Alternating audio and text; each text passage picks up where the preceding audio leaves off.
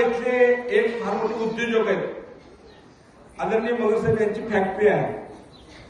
आपल्या संस्थांना जेवढं बी पीठ लागतं बाबांनी सांगितलंय, पोरांना सांगितलंय, नातरुंडाला सांगितलंय, जेवढं पीठ लागतंय मालकापूरला जेवढा गहू येईल तो गहू न्यायचा आणि दळून फुकट आणून द्यायचा. ही सेवा कायमस्वरूपी त्यांची चालू. त्यांना अनुभव सांगायचा तर दरवेळेस उशीर व्हायचा.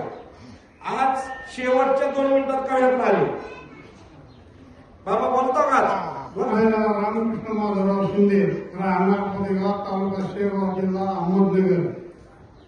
मला इथून महाराजांनी आशीर्वाद दिला. तुम्ही ठणठणीत दवाखान्यात बसल्यावर सांगितलं मला यमाच्या तावतून सोडून आणलं.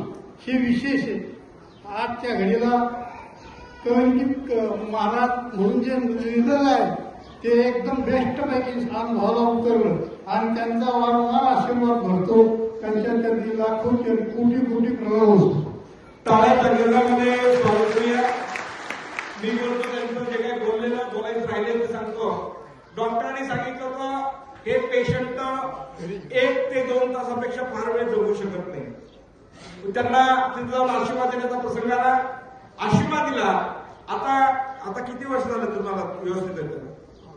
6 वर्ष 6 वर्ष झालं. वारी चालू आहे. वारी चालू आहे त्यांची. ठणठणीत येते एकदम. 1 तासामध्ये आशीर्वाद दिल्यानंतर कोम्यामधून बाहेर आले.